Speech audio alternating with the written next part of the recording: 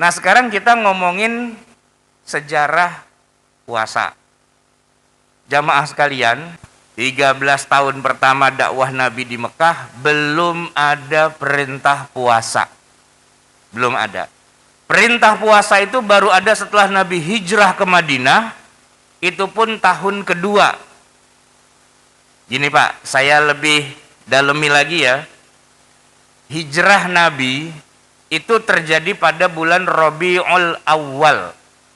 Tibanya Nabi di kota Madinah, atau waktu itu namanya Yathrib, tanggal 12 Rabiul Awal.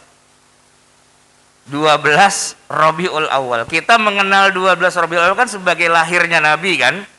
Itu Pak, angka keramat itu 12 Rabiul Awal. Kenapa? 12 Rabiul Awal itu lahirnya Nabi. 12 Rabiul Awal Nabi tiba di Madinah, dan 12 Rabiul Awal Nabi wafat. 3 kejadian itu Pak. Nah, begitu Nabi tiba di Madinah 12 Rabiul Awal, Pak, Rabiul Awal ya. Kita hitung nih. Muharram, Safar, Rabiul Awal. Ya kan? Itu bulan yang ketiga. Rabiul Akhir, Jumadil Awal, Jumadil Akhir, Rajab, Sya'ban, Ramadan. Ya, dari Rabiul Awal ke Ramadan, Ramadan itu bulan ke-9. Rabiul Awal bulan ketiga. Jadi dari bulan ketiga sampai ketemu bulan Ramadan itu 6 bulan. Tapi Ramadan yang ketemu pertama itu Pak, 6 bulan setelah Nabi hijrah, itu belum turun perintah puasa. Belum turun. Ketemunya perintah puasa Ramadan lagi tahun depan, tambah 12 bulan lagi. Jadi ini 6 bulan tambah 12 bulan, berapa bulan tuh jadinya? 12 tambah 6, 18 bulan, setahun setengah. Setelah Nabi hijrah, baru tuh ketemu Ramadan yang kedua. Nah, turunlah ayat yang sering dibaca nih sama qori'ah kita. Kutiba alaikumus siyam itu. Tapi itu turunnya bukan pas bulan Ramadan. Sebulan sebelum Ramadan, tanggal 10 Sya'ban. Turunlah Jibril membawa ayat, Ya ayyuhalladzina amanu kutiba alaikumus siyam. Itulah pertama kali ada kewajiban puasa. Wahai orang beriman, telah diwajibkan kepada kamu untuk berpuasa. Cuma, nah ini Pak, puasa apa? Puasa apa? Di ayat itu tidak disebut Ramadan Pak. Di ayat itu disebutkan, Kama kutiba alal ladzina min qablikum. Puasanya seperti puasa orang sebelum kamu. Seperti puasanya orang sebelum kamu. Siapa itu orang sebelum kamu? Maksudnya umat terdahulu, para nabi dan para rasul. Semua nabi, semua rasul itu dapat perintah puasa, Pak. Nabi Adam itu ada puasanya, Nabi Idris ada puasanya, Nabi Nuh, Hud, Soleh, Ibrahim dan seterusnya. Semua nabi itu ada perintah puasanya. Ingatkan Pak, puasa Daud ya, sehari puasa, sehari enggak, sehari puasa, sehari enggak. Begitu juga Nabi Isa alaihi salam, Nabi Musa, semua ada perintah puasanya. Nah, cuma kalau untuk konteks Nabi Muhammad di Madinah, orang sebelum kamu itu adalah pemeluk agama Yahudi. Di Madinah itu Pak, sebelum Nabi hijrah, Yahudi sudah ada. Dan mereka itu umat Nabi Musa alaihi salam. Begitu Nabi sampai di Madinah, Nabi ketemu tuh bulan Muharram ya Pak ya. Kan tadi sampainya di Madinah bulan Rabiul Awal. Terus itu kan bulan ketiga ya. Sampai bulan ke-12 Zulqa'dah Zulhijjah ketemu Muharram kan. Nah, di bulan Muharram itu Nabi lihat orang-orang Yahudi di Madinah pada puasa tanggal 10. Puasa tanggal 10. Ada apa kalian puasa tanggal 10? Kata orang Yahudi, ya kami ini puasa tanggal 10 karena di tanggal 10 Muharram inilah Allah membebaskan Nabi Musa alaihissalam dari kejaran bala tentara Fir'aun. Fir'aunnya ditenggelamkan, Nabi Musanya diselamatkan. Itu kejadiannya 10 Muharram. Jadi kita pengikut Nabi Musa, ini kita merayakan hari itu dengan cara kita berpuasa. Nah, disitulah kemudian Nabi Muhammad ingat, kalau gitu kita puasa juga dah. Kenapa? Karena tadi Nabi bilang, ayat Quran bilang, puasalah, telah diwajibkan kamu puasa sebagaimana puasanya umat terdahulu. Nah, ini umat terdahulu Yahudi. Mereka puasa 10 Muharram, ya kita puasa. Begitu, Pak. Jadi awal mula puasanya Nabi Muhammad bukan puasa Ramadan, tapi puasa 10 Muharram. Yang jatuh-jatuhnya itu wajib. Jatuhnya wajib. Gitu. Jadi sejarah puasa kita itu pertama kali bukan Ramadan. Kita puasa seperti orang Yahudi. Karena itu diperintah oleh Allah. Kama kutiba 'alal ladzina min qablikum. Ini kalau kita buka kitab tafsir, Pak, memang di situ ada dua aliran, ya. Aliran pertama seperti yang saya barusan cerita. Jadi menyebutkan kama kutiba 'alal ladzina min qablikum itu maksudnya kita disuruh puasa seperti puasanya orang Yahudi, yaitu 10 Muharram, gitu ya. Tapi memang aliran yang kedua, yang ini jumhur sih, mayoritas mufassir mengatakan sebagaimana diwajibkan kepada umat sebelum kamu, maksudnya kewajibannya, bukan teknisnya. Jadi umat sebelum kamu semuanya diwajibin, nah kamu juga diwajibin dah. Cuman teknisnya beda. Bukan 10 Muharram, tapi teknisnya adalah nanti bulan Ramadan. Jadi ada dua penafsiran nih, Pak, ya. Yang tadi saya sampaikan salah satu versi. Versinya menyebutkan bahwa Nabi pertama kali puasa bukan Ramadan, tapi puasa 10 Muharram. Dan itu terkonfirmasi dengan hadis-hadis yang sahih. Bahwa Nabi itu puasa ikut orang Yahudi di awal, iya. Tinggal dikonfirmasi dengan ayat Quran, cocok juga. Kama kutiba 'alal ladzina min qablikum. Nah, terus itu kan kalau kita lihat di Quran, ayat itu kan 183, ya Pak ya. Kemudian di ayat 185 baru ada kata-kata Ramadan di situ. Bapak cek dah di Quran. 185 gimana bunyinya? Syahrul Ramadan alladzi unzila fihil Qur'an. Nah, Allah sudah bicara tentang bulan Ramadan yang di dalamnya diturunkan Al-Qur'an. Hudal linnasi wa bayyinatin minal huda wal furqan. Faman syahida minkumusy syahra falyasum. Nah, siapa yang ketemu dengan bulan Ramadan, berpuasalah. Jadi ayat yang memerintahkan kita puasa Ramadan secara eksplisit itu bukan 183, tapi dua ayat sesudahnya 185. Nah, sejak itulah tahun kedua Nabi mulai puasa Ramadan. Untuk yang pertama kali di tahun kedua. Nah, berarti tahun depannya itu tahun ketiga itu Nabi puasa yang kedua. Dan sampai Nabi wafat di tahun ke-10, Ramadannya baru yang ke-9. Nyambung nggak Pak ngitungnya, Pak?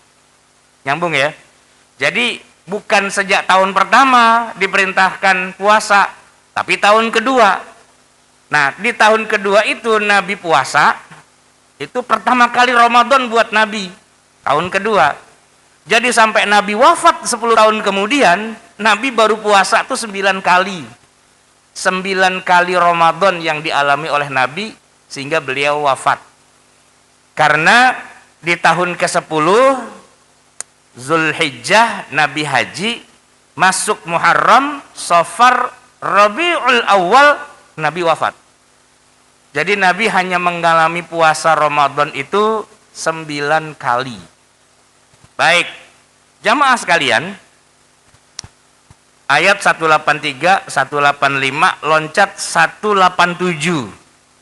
Gimana Pak bunyinya 187? Uhilla lakum lailatas siyamir rafathu ila nisaikum hunna libasul lakum wa antum libasul lahun alimallahu annakum kuntum takhtanuna anfusakum. Pak, 187 ini bercerita tentang peristiwa yang ada di masa itu. Tiba-tiba saja ujug-ujug Quran bilang begini, sudah dihalalkan bagi kalian pada malam bulan puasa melakukan hubungan suami istri. Rofas. Rofas itu macam-macam artinya. Bercumbu itu rofas. Ngomong jorok sama istri juga rofas, gitu kan? Tapi rofas yang kayak gimana dijelasin di situ. Hunna libasul lakum wa antum libasul lahunna. Rofas yang telanjang bulat berdua. Maksudnya jima. Tapi yang unik ayat itu bilang begini. Alimallahu annakum kuntum takhtanuna anfusakum fataba alaikum wa afa ankum. Allah tahu bahwa kamu sudah berkhianat pada dirimu, tapi Allah kemudian sudah menerima taubatmu dan memberikan maaf kepadamu. Itu ayatnya Pak. Sering kita baca tapi kita nggak ngeh. Ini lagi ngomongin siapa nih? Siapa yang berkhianat pada diri sendiri, tapi kemudian dia diampuni dan dia maafkan? Itu siapa? Buka lagi tafsir Pak. Ketemu di situ riwayat banyak. Yang masyhur adalah itu terjadi pada Umar. Umar bin Khattab radhiyallahu anhu datang kepada Nabi mengaku berdosa dan telah berkhianat. Dosa? Dosa apa? Khianat. Khianat apa? Habis melakukan hubungan suami istri di malam bulan Ramadan. Loh, kok dosa? Kok khianat? Kok bertobat? Emang gimana? Bukannya emang kalau malam hari bulan Ramadan boleh? Jadi gini Pak, yang dibilang boleh itu kita sekarang ini. Tapi di awal-awal pensyariatan puasa Ramadan, ternyata Pak, puasa itu mulainya bukan ba'da subuh, tapi ba'da berbuka puasa.